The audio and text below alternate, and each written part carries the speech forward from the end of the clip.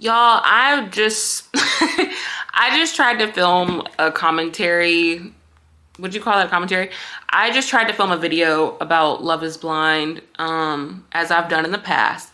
And although I really want to talk about the season thus far, I don't have it in me. I don't have the energy. I don't have the capacity. If you were one of the people who watched my last video, there's too much going on in my life right now to exert the energy to like be hype about the show. I am hype about it in here. I can't be hype about it out of here. I will just give general sentiments because I want to talk about it, but I just can't be bothered to do breakdowns. I can't be bothered. I'll say some things. This might be a freaking 3-minute video, bro. But it's gonna be good. My opinions are good. I'll say this. The men's looks versus the women's looks, not equitable.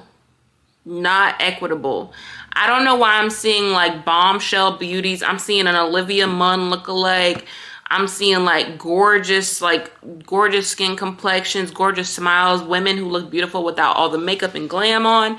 And then I see the men's quarters and I'm seeing like Humpty Dumpty fell off the Great Wall. Like I'm seeing Humpty Dumpty fell off the wall. I'm just seeing a bunch of bootleg looking Captain America types. I'm looking at you, Garrett. I'm sorry, sir, but it is what it is. And I would never traditionally just come for people's appearances, but it bothers me greatly because these people are cast, y'all. A lot of times they're reached out to through DM on Instagram. So the way they look isn't an accident. They know what these people are going to look like. I'm frustrated that these women, which is what a majority of what I wanted to talk about in my video. Also, you get bonus points if you know what this is from. If you know what this was referencing, like put it in the comments. But that was the majority of the video about how every couple except for Hannah and Nick, the women just like, why y'all getting done dirty? Also, Alex and Tim, they're a little weird too in terms of like how they treat each other. But besides that, these women just get done dirty. And I talk to my dad and I joke sometimes and say like, if you don't look like Idris Elba, you can't be talking crazy. You can't be doing this crazy thing. And I'm not saying women should be subjected to harm and like emotional, physical, whatever, any kinds of abuse in a relationship, being taken advantage of, anything. But it's to say like, you cannot be ugly and doing that on top of it. Like, I'm sorry. And I'm saying ugly with a grain of salt. Like, I'm saying ugly, like compared to the women in this season, like who are these men? The one exception I'll give is to Ramses, he is attractive to me. I'm not attracted to him. He's attractive. Like, I'll give him that. He could be like a little model situation, you know? Oh, so that was one of the major things I wanted to talk about that I'm just kind of running through here. What else did I want to say? What else is on my list? Because I can't handle this right now. Steven and Monica with him sexting people. I can't stand a woe is me ass motherfucker. Like, I'm cursing right now. I cannot stand a woe is me motherfucker because I can't stand any man who says, I don't deserve you, or I cheated because I don't deserve it's like, then go. If you actually feel that way, leave. Like, leave and never come back. If a man, I'm telling any woman who's watching this, if a man ever says that to you, I've learned also from personal experience, they're the ones who cheat on you because they do believe it. They do believe it. They may be looking for validation from you as well. But if a man has like if a man is going to say like, I don't deserve you, girl, he does not. He does not. Because what kind of whack statement is that? What kind of whack statement? And he's going to prove to you why he doesn't deserve you. He's going to go out of his way to prove it. And he's also going to go out of his way because he has such a low self-image and insecurity. He's going to go out of his way to humble you. He's going to try to humble you in the way of cheating, looking at other women, just any way to kind of bring you down to a certain level. And the other thing I was going to say about Steven and Monica is her name. When she asked him to Venmo her for the money that she had been using to carry him while he had lost his job because he went on the show, and she asked him to send the money back to her right then and there before he left, I cackled. And I cackled because the last man that I was ever in a relationship with 3 years ago, he was a woe is me type of dude. And then I won't put all my business on blast, and maybe one day I'll talk about it, but it's not today.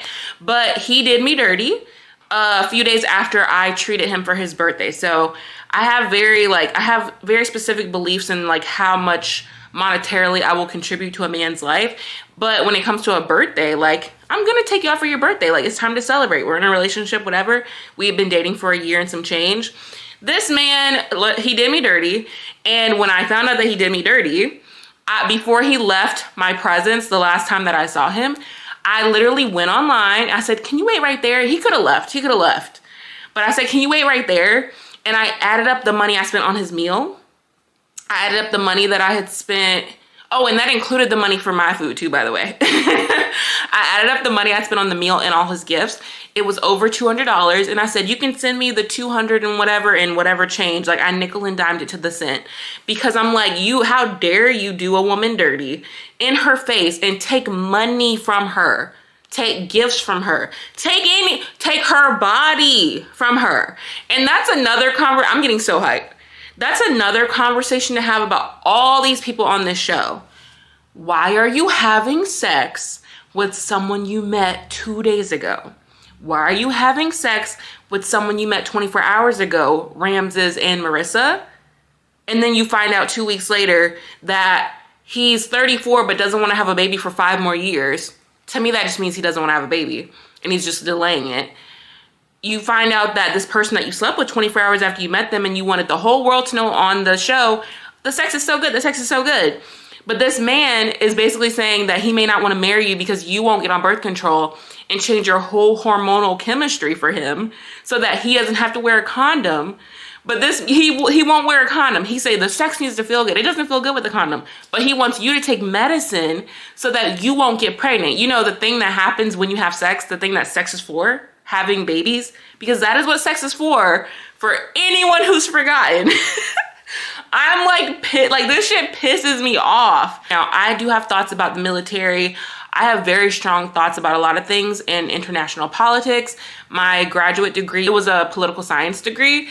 A lot of my research had to do with international relations as it related to economies of developing countries. I have very strong opinions about the military and America imposing themselves on other countries, just like Ramses pointed out. Just as I have strong feelings about that, I have strong feelings about a man who's too much of a jerk. After she's also conceding and saying, I know I've contributed to terrible things, I'm having to come to terms with that. I'm still like trying to reckon with that.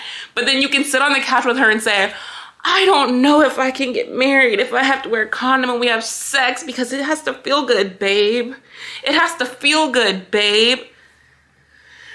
And then when she looked at him and was like, okay, well then we may have a baby then because I'm not taking birth control. So that's where I stand with that. Best to Marissa. Her mom sucks. She's a jerk. I would like to plant the seed as well.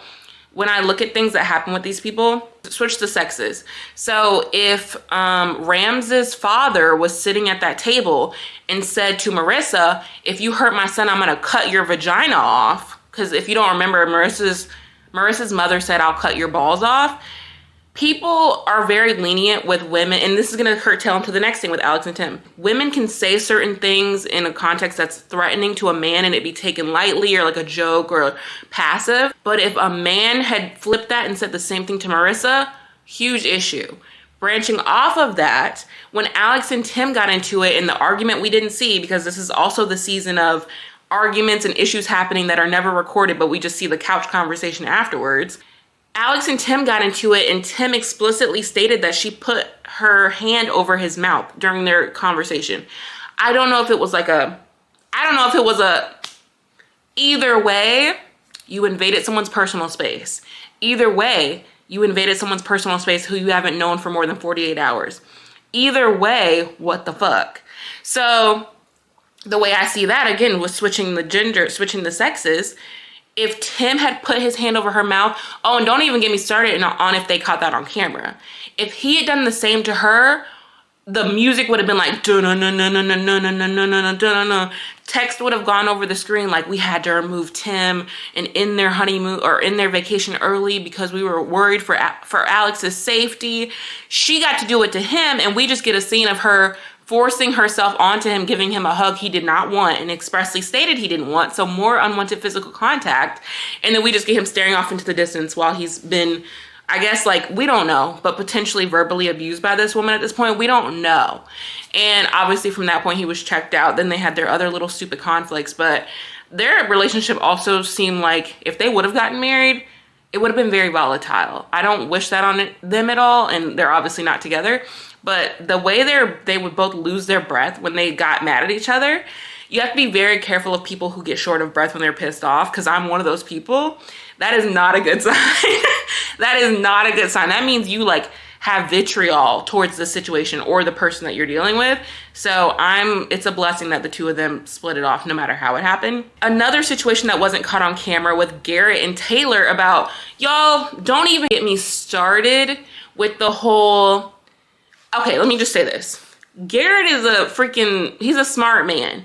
He works a career in, it's not chemistry. I think Taylor has a chemistry degree, but he works in whatever field that, is not easy to break into because it requires a lot of mental fortitude. I don't know. The point that I'm making is this man is smart.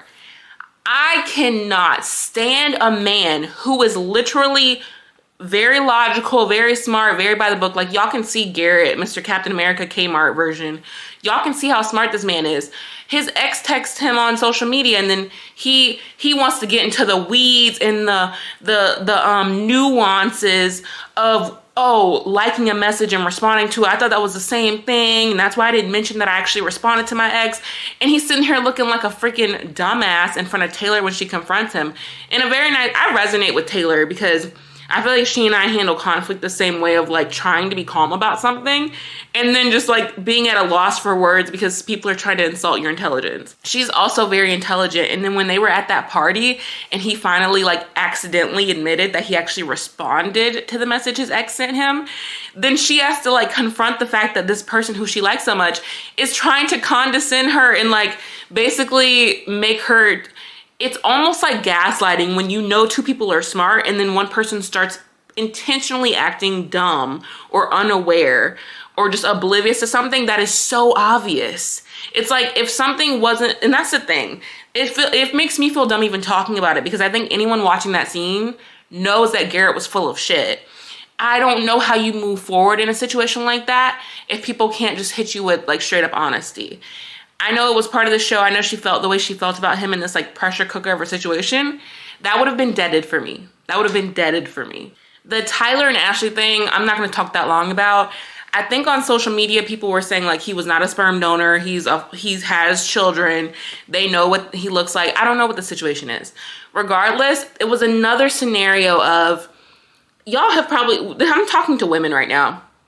When you confront a man about a lie that he's told, also another issue that was not caught on camera about them discussing or her becoming aware that he has children. When you catch a man up on something, y'all, Tyler the whole season was like all smiley and like, thank you God for Ashley, and praying with her in the bed, like talk. Always had the perfect thing to say. The moment she finds him out about something, now what is it? He's sitting on the couch with a freaking hoodie on, like he's freaking Batman in the cave, like looking at her like, bro, please stop the acting, please, I beg you. And then I've learned, like they always say, the person who talks the least has the most power, which is usually why men usually have a lot more power in relationship dynamics. And that's a whole other conversation. But I say that to say this is a perfect case study of that. Ashley should have just stopped speaking and said, explain yourself, Tyler. Because all she did was talk and talked herself back into a corner where she's like, I want to work on this. And all he had to do was sit there and do what? Sulk and look sad. You're a grown ass man sitting there with a hoodie on, looking all sad and depressed. I've probably had like 3 different scenarios where I've confronted a man about something, and this is the kind of like, that's the feedback I get. Just like sulking and sad, because they know if I don't talk for long enough, she's a woman. She'll wrap herself in her own conclusions and then wrap herself back out of it. That's what's going to happen. The last thing I want to talk about is Hannah and, who's it? Nikki D. We know that Nick is a man child. Hannah, I was about to say she's a man child too. She's a woman child who thinks that she's the most mature, affluent's not the word. She thinks she's the most mature, evolved woman out there because she has a career, which I don't even know if she has a career. She quit her job before she came on the show. But she just thinks she has it all. She lost her 40 pounds, whatever. It's like, I'll just say this. I don't want to, I'm trying to keep this quick. Here's my issue. There's a show on Netflix called 3%. If you've never seen it, you should check it out. It's a Brazilian show, so you'd have to dub it, or you can watch it with subtitles. I watch it dub. It's an amazing show. It's one of my favorite shows ever. That show is all about people who, it's the haves versus the have-nots. It's a reflection of what a meritocracy does in a culture, in an extreme, like almost post-apocalyptic way. It's an amazing show. I'll leave it at that. But I referenced that to say, when Hannah said to him, when he said he wanted to be treated as an equal because she talks down to him and almost sees him as a level below her, and she said, you'll be treated as an equal when you contribute as an equal. Gag. Like, literally made me gag. I don't want to go too deep in the weeds. That is a disgusting worldview to have, and that's a very privileged worldview to have. Because one, forget just like flipping, like if you were in his position versus her position, and the fact that she's only saying that based on, I guess, like monetary contribution, who can cook and clean, like all these worldly ass things. It's so easy to say something so disgusting like that to someone when you have such a privileged way of living. And I say that as somebody who comes from a privileged way of living. And you want to know what I mean by privilege? I mean that I'm privileged because I have both my legs and both my arms, both my eyes. I can hear, I can see, I can walk and talk. I have a brain that functions every day. This actually pisses me off. Everything else is just like stupid mad. This bothers me to my core. To have the privilege to exist in a way where you can degrade someone to that degree because they don't know how to boil pasta. Like, that's kind of funny. But to think you can just degrade someone like that and feel comfortable doing it on national television, gross. That to me is one of the top 5 nastiest things I think I've heard on the show ever. And that might have flown over a lot of people's heads, and maybe people are like, oh, whatever, she's just a bully. Horrible, horrible way to view life. But also, y'all, I will say she said the part out loud, but a lot of us feel that way. Like, not me, but a lot of people feel that way towards others of, you have to prove your worth to me, what I deem is worthy, for you to have value equal to me. You know, because your value isn't inherent. It's not a birthright. You're not born with the value of being just a human being. You know that person who was born crippled? You know that person who was born mentally deficient and who can't function in life without assistance? Their merit is lower than mine because I can contribute and go work my corporate job. It's gross. It's disgusting. So I say that to say I'm so sorry to that man. He can have his negative qualities, whatever. I'm sorry that that was said to him because it's a disgusting thing to say to someone. And also, although that woman at the party who had split it off with him in the pods, although she was giving him flirtatious energy and he was a little flirtatious back, I did enjoy their conversation. Because what people need to realize is, even though that conversation may have been uncomfortable to see and people would have taken it a little bit as flirty, 1, they were attracted to each other in the pods. 2, Nick said he was going to be talking to her and getting that closure at the party. He verbalized it to Hannah very clearly. And then also, that woman breathed life into him. That woman breathed life into him. She may have been flirting. She may have been laying it on a little thick, whatever. But she told him, like, you don't have to be, she called out the same things that Hannah was trying to call out in a way that uplifted him. And even though she may have been on some flirty type of business and it might have been a little inappropriate, I do think that's something that we can learn from that woman. You can acknowledge issues and call them out while also giving people proactive and positive ways and affirming ways of helping them move to the next level.